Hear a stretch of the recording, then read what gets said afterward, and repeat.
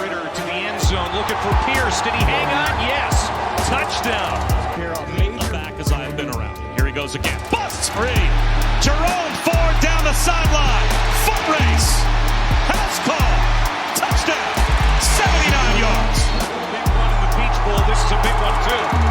And it's going to go all the way to the house on the first play from scrimmage.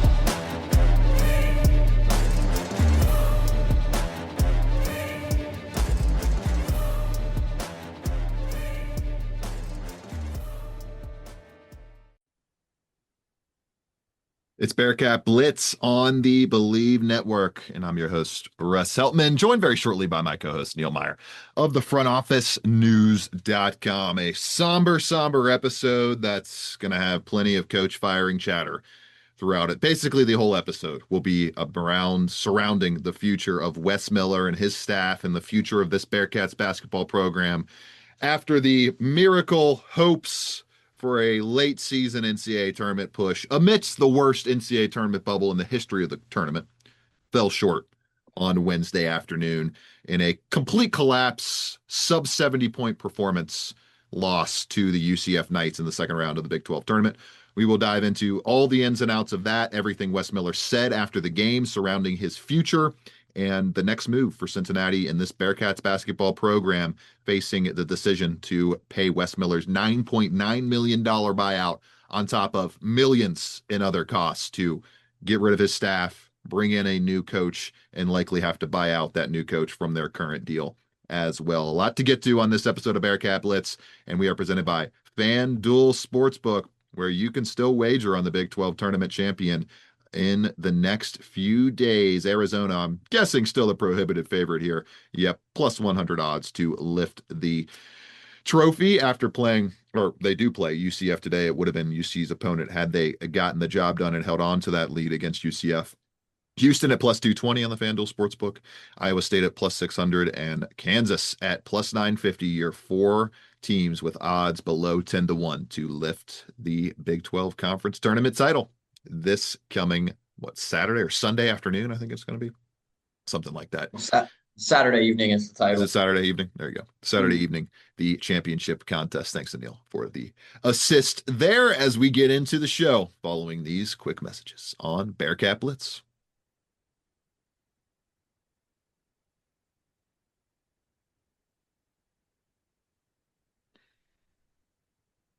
Bringing in Neil Meyer now from the frontofficenews.com. I am, of course, Russ Heltman, your host, co-host with Neil Meyer here on the Bearcat Blitz from Cincinnati Bearcats on SI, where Neil, the article I wrote last February highlighting Wes Miller's buyout structure amidst the doldrums they went through in the fourth season of his tenure is getting a lot more hits this week concerning his buyout, what it looks like, and how Cincinnati can approach the rest of the decade with this program and Wes Miller's future. A horrific loss, Neil. Just a horrendous loss, 66-65 at the hands of UCF. They gave up an 8-0 run in the final 2 minutes of regulation. They turned the ball over 3 times, up 8. They were up 12 in the final 5 minutes of the game. And then they go on to Wes Miller doesn't use any of his 2 timeouts in the final 20 seconds of the game down, or with the game tied in regulation. He doesn't use any timeouts. They don't get any shot off in the final 20 seconds of the game. And then down 1, Neil, with another timeout scenario facing him. He does not call a timeout in time to get a relevant shot off in the final moments of OT, and they have to settle for a Jalen Celestine rushed above the break 3 that ends up, I don't even know if it ended up hitting rim. UCF rebounds the ball. The clock hits triple zeros a few moments later, and Cincinnati's season effectively ends right there. They have a 0% chance to make the NCAA tournament across every single metric that I've looked at. And even with the bubble, Neil, losing all throughout this week, being the worst bubble of all time, according to Evan Mayakawa's calculations, Cincinnati will once again fall likely 1 win short of making the NCAA tournament in one of the most frustrating stretches in the history of this program. Let's break down the Wes Miller resume right now. 96-71 at Cincinnati, 18-18 in the AAC, 14-24 in the Big 12. 9-41 versus quad one opponents. 5-20 versus ranked opponents. 12-21 record in games decided by less than 5 points. 1-6 record in games this season. No NCAA tournaments.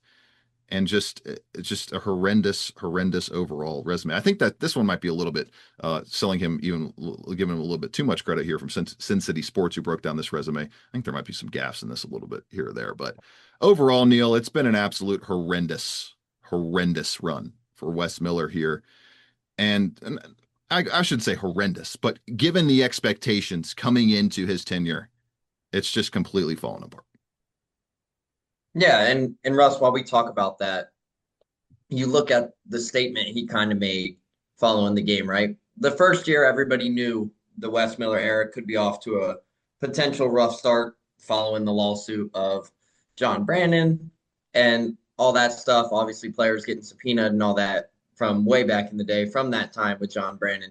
You can kind of see maybe where you could give that year kind of a understanding, like, hey, they're dealing with this off the court, whatnot. This is a new transition, cool. But when you're in year 5 and you drop, now what is that, 4 games after you have held a lead within the final 2-3 minutes per se? I mean, I don't know what you can really say to that as a coach. I mean, it's coaching in that aspect. I mean, you have an 8-point lead with 2 minutes left, and arguably a game where you single-handedly win. Not only do you solidify your NCAA tournament hopes with how bad this bubble's been, but then you ultimately just collapse. I mean, the play to end regulation, no good shot selection, no timeout. You should have used a timeout there to set one play up, but instead you get a rush 3 from Day Thomas that ends up in an air ball. And then the one at regulation or in overtime. Mustafa Cham should not be touching that ball in that situation with 4 seconds left at 30 feet away. So in that thing, you should have just called the timeout with 15 seconds left, set up your final play or whatever it might have been. But Russ, I mean, when you look back at Cincinnati this season, you broke down the resume there. When you look back at Cincinnati season right now, there's going to be, I'm going to say 6 games you can circle. Eastern Michigan, the 2 West Virginias, the Xavier, this TCU game, and this UCF. Arguably 7 with the 2 UCF games they lost. Those 7 games right there, Cincinnati had a gigantic collapse. And games they should have closed the deal and won. Single-handedly, Russ, if they win 2 of those 7, things are looking different, right? Things you would be looking at a potential NCAA tournament. And Russ, it started with TCU. The bubble has been horrendous. Bubble teams have been horrendous this year. I don't think we've ever seen teams on the bubble go loss, all the way down the stretch into the conference tournament in quite some time. But Cincinnati, it just failed to meet the expectations that they needed to this season. Now, everyone's going to point to the injuries and all that, but in the end, you got to play who's out there. You got to play who's healthy. It's coaching in this aspect. So it's going to be interesting to see what this next week and a half, or even a couple weeks looks like. But Russ, when you look back, I'm sure Coach Miller's doing it too. He's looking down, seeing what could I have done better.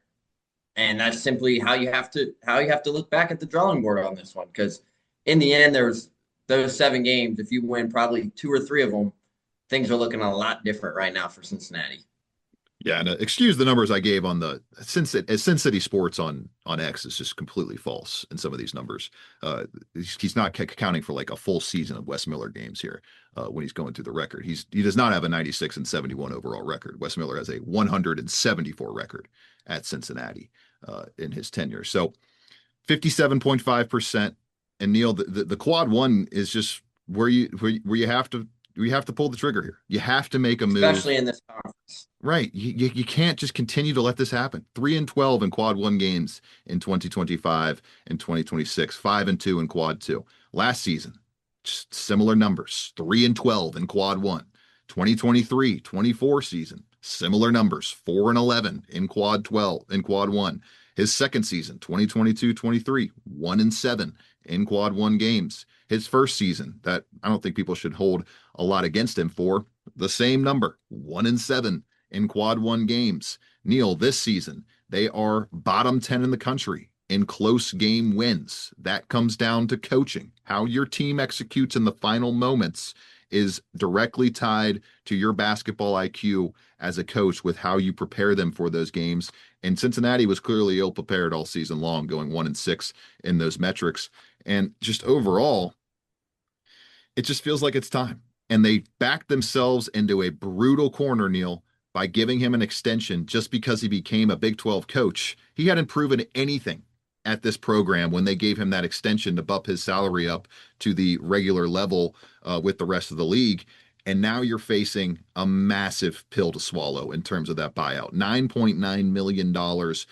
And Neil, all in all, to bring in a guy like Gerard Calhoun from Utah State, who was an alum of UC, I would imagine, and I'm pretty sure you would imagine, he'd be interested in this job, no doubt about it, as arguably UC right now would be the best job resource profile history-wise in the entire country if they opened it up this week or next. You're looking at a 20 plus, maybe $25 million total price tag in buying out all of Wes Miller's deal, buying out all of his coaches, getting rid of the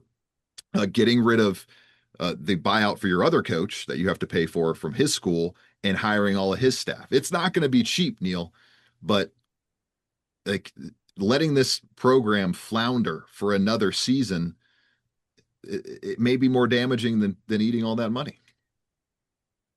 Yeah, and it's going to be interesting too, because Russ, when you look down, obviously the buyout drops at the end of the month. It's going to be interesting to see how that kind of transpires and plays out to this thing. But well, you can't wait until the end of the month, because then your yeah, top candidates are gone. They are gone. The not, transfer portal opens what, April 5th? Like you can't hire a coach on not April only 2nd. that, you won't have a coach if they go that route. Then you have to fight with everybody trying to come into the transfer portal and whatnot. The transfer portal is wild. I mean, let's talk about it. I mean, there's an Auburn assistant currently being talked about all over social media for already scouting out a D2 kid at Queen's University. So, I mean, coaches know who's going to hit the portal and whatnot already at this time. So the biggest thing is, Russ, is if they make the move, they're going to have to move quickly. Or if they make the decision to say, hey, we think it's best to retain him for one more year, they're going to really have to sell Cincinnati, and they're going to have to sit and have those potential tough conversations. And that's what's going to be interesting behind closed doors, is following this season for Cincinnati. I mean, you saw the statement Wes Miller made with Matt Norlander. So it's going to be interesting to really see what happens. But Russ, like you mentioned, if Cincinnati were to open up, not saying it is, if it were to open up, it would be the biggest job on the coaching market. Because right now, I hate to say it, Kansas State should not be the biggest job on the market. And yes, they have the NIL resources, but if Cincinnati were to open up, you would have a long list of suitors ready to make that move, just due to not only the history, but you have the NIL, you have playing in the Big 12. There's a lot of things to like if it were to open up, but John Cunningham is now going to have to sit and make a really tough decision here in the next few weeks about what could potentially happen here.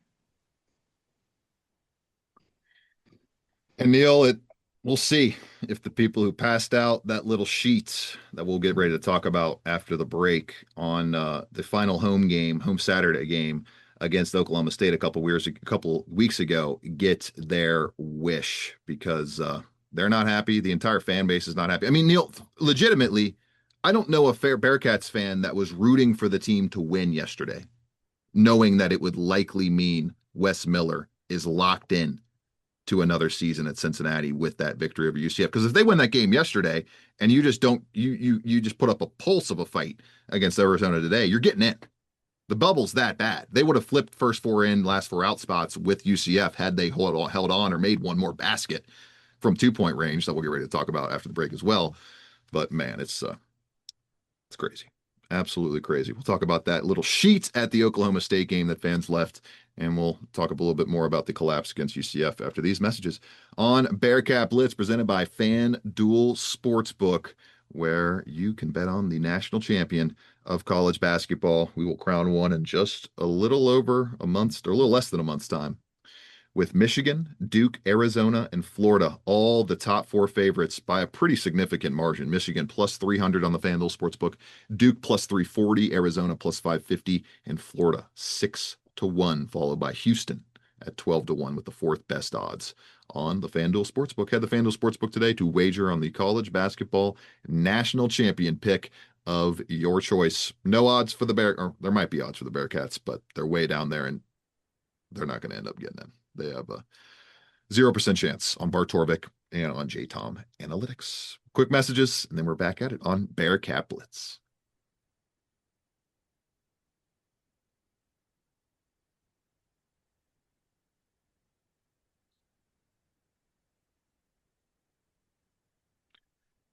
Winding down the show here, Neil. And so going into this week, we'll save that for a second. Let's tie a bow on that loss yesterday, the 66-65 defeat at the hands of the UCF Knights. A game, Neil, where Cincinnati shot 33.9% from the floor and 42.3% from deep. Just an astounding 9 of 33 mark on shots inside the 2-point range. They couldn't make a layup. They couldn't make a jumper mid-range. They couldn't do much of anything, really. Baba Miller was a disaster in this game. 4 points, 0 for 6 from the floor, only made points at the free throw line, had 12 rebounds, 4 assists, 5 fouls, another technical for Baba Miller, in what is just an unfortunate way for him to likely end his Bearcats career. Definitely will end his Bearcats career this way if Cincinnati moves on. And if they don't move on, I mean, I don't know any Bearcats fan that's going to be tuning in to the crown appearance the Bearcats are going to make. I mean, what a joke of a tournament. It's just an absolute, like, nobody wants to play in that. Nobody wants to be involved in that. And Mustafa Cham, he loves being involved against his UCF team. He's basically, Neil, a Naismith Player of the Year whenever he plays the UCF Knights. 18 points, 16 rebounds on 7 of 14 shooting, but did have 4 fouls. They committed 19 fouls overall, Neil, and sent UCF to the free throw line 23 times. This would have been an easy win for the Knights had they cashed in on those trips more fruitfully. Only 13 of 23 from the line, a 36.4% three-point shooting team. Cincinnati held them, Neil, to 3 of 24 from deep, but just couldn't find a way to get one more basket to fall from 2-point range to ultimately win this game. And it was just basically a microcosm of the entire season, with Wes Miller somehow gaslighting us once again, saying that he was trying to get the timeout off in the final minutes of OT. And then just like, how, Neil, do you take 2 timeouts with you into overtime and not get a shot off in that sequence? It's just amazing. And his excuse is he didn't want the defense to get set. It's fine if the defense gets sets, if you at least get a shot off, Neil. They didn't get a shot off of the court into the direction of the basket. It was amazing. And to have that happen twice within 2 5-minute stretches in the most important game of his entire Cincinnati Bearcats tenure, which should be the most important game of his entire Bearcats tenure, because he should be let go after that performance. Astounding, Neil. It's been a very themed word in many of our discussions about this program, and it was astounding still all the same. Yeah, and Russ, there's going to be 2 things I talk about here, and what the biggest takeaway was. Cincinnati's incapability of taking care of the basketball. The last 2 games, 19 turnovers in this game. Horrendous. Since TCU, they've had 19 turnovers, and they also had double-digit turnovers versus Utah. And I'm pulling that stats up too, but you look down, you have 19 turnovers versus Utah or versus TCU. You have 19 turnovers versus UCF. I mean, Russ, in a 3-game span, Cincinnati just combined for, that's 38 plus 7, 45 turnovers in 3 games. As a team that was so disciplined throughout the majority of the season. Of February. I mean, in the majority of the wins down the stretch, the biggest thing Cincinnati did was take care of the basketball. And in this game in UCF, I mean, Baba Miller, like 0 from 6 from the field, just 4 points, another technical foul too. And that's where Russ, I'm really going to hone in. a veteran player. We have seen Baba pick up technicals now. What is that? The fourth on the season? It's, I think, the fourth technical of the season, which is a And lot. you just have to, being a veteran guy, keep your composure, In a right? 1-point game. In a 1 point game, because essentially, Russ, potentially that could have been a 5 point swing. I can't remember the exact sequence of it, but you go down and make 2 free throws, you get the ball back and hit a 3, that's your ball game.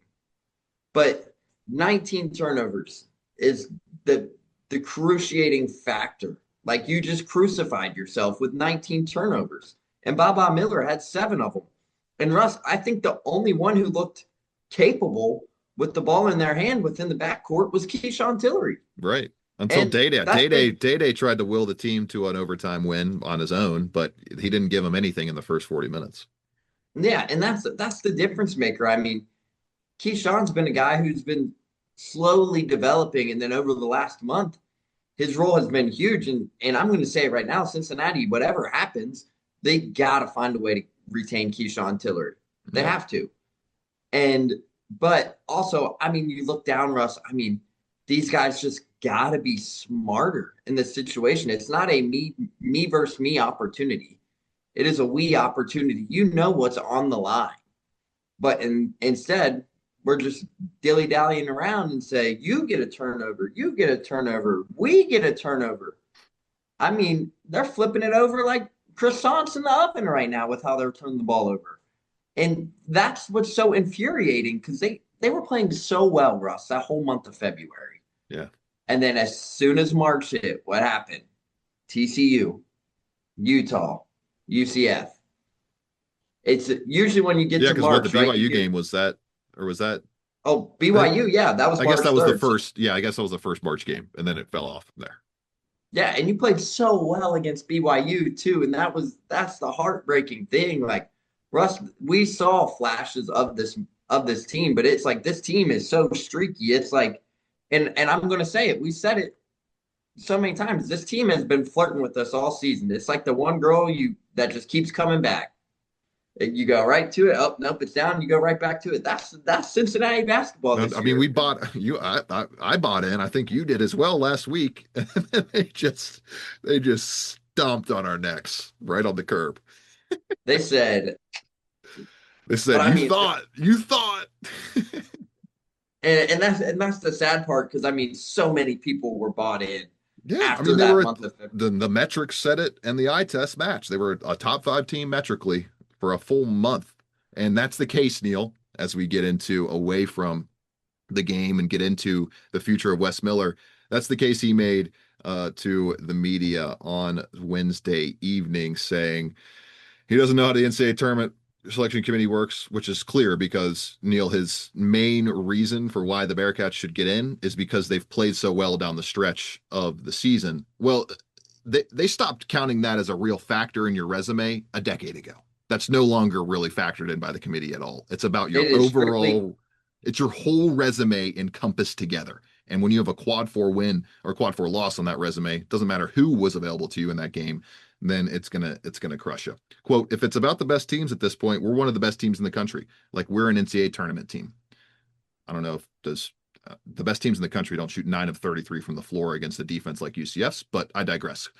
Quote continues here. If it's about the overall resume, I'm sure that you can make some arguments that we're not, but I think we've won, 7 out of our last 10 Big 12 games. Is that right? 7 out of 10? When's the last time somebody won 7 out of 10 in the Big 12 and didn't play in the NCAA tournament? Honestly, like, we won 7 out of 10 in this league, including a 20-point win on the road to Kansas. I mean, again, I don't know what goes on. I certainly feel that we belong.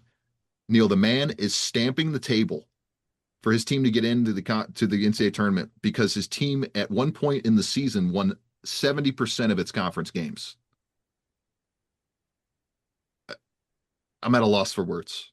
I am at a loss for words. And then we get to his discussion off the record, off of the podium, with CBS Sports insider Matt Norlander, who talked to Wes Miller about how he feels his tenure will continue, if he feels his tenure will continue with the Cincinnati Bearcats. And he told Norlander, quote, my head's been down, just working on, again, I think we have an NCAA tournament team. My head's been down working on getting ready for the next game. John Cunningham, UCAD, has been supportive the entire year, Miller said.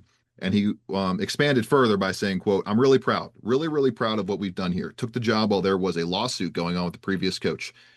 And then he goes on, Neil, to list all these things that I would have never, ever, ever said in this scenario with how upset this fan base is rightfully right now. Quote, continues, "Our players are getting subpoenaed on game days in year one. NIL, the transfer portal happened, and a move to the Big 12. I'm really, really proud. We have never been anything but competitive, and we've been on the bubble multiple years. I'm really proud of the work that we've done. We're Cincinnati. We need to be in the NCAA tournament. I understand that as much as anybody, but we are in the right direction of building something. We built something that I believe is now sustainable. So I believe in everything that we're doing. I believe that over the last 2 months, we've been one of the best teams in college basketball. And I think we can not just be better, but we can keep assembling. And so my heart and soul are in this job and the work that we're doing."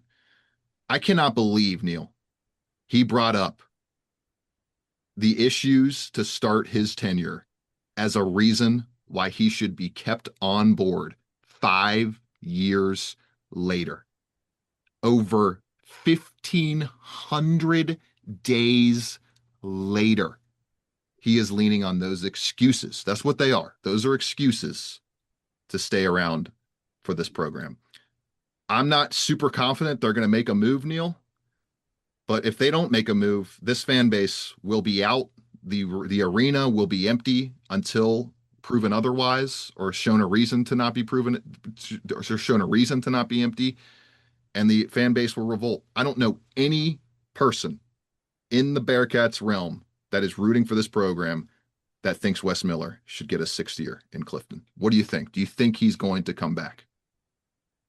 I think he is, honestly. I kind of think he is. I'm leaning more 55-60% he will be the coach next season. And the way things are going right now, Russ, too, I mean, after hearing some conversations and talking with some people, it's really hard to get a really good understanding. It's like 50-50 of where people sit when it comes to this situation.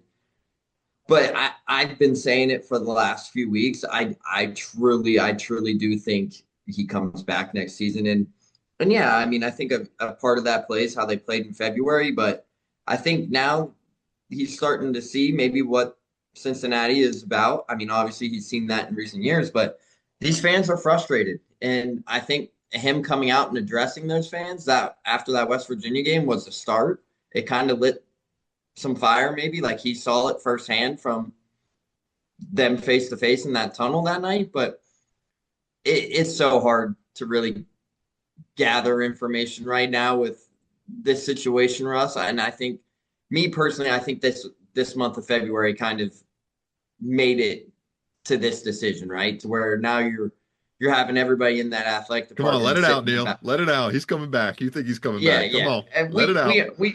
I think he's coming back. I mean, it's probably pretty clear. I mean, when you look down after the month of February, I believe he's coming back. I'll just keep the BS to the BS. I think he's coming back.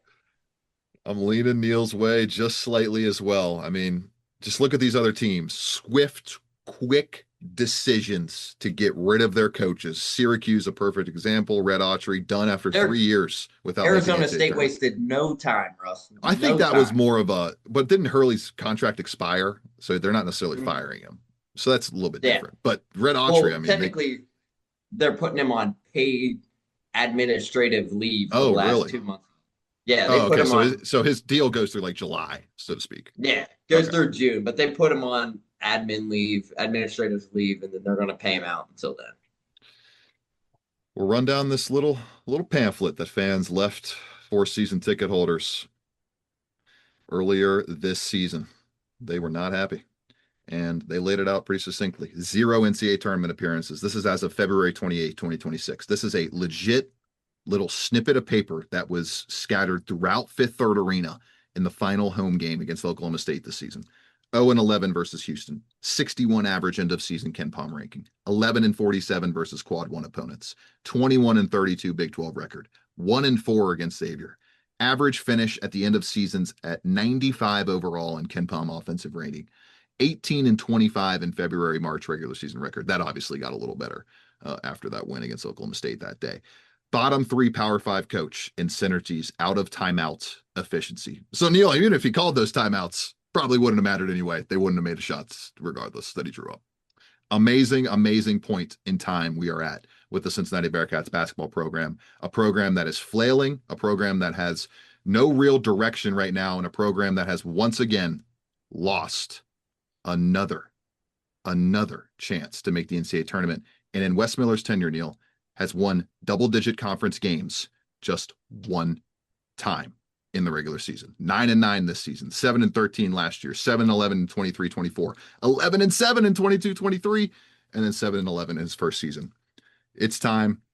It was probably time after last season.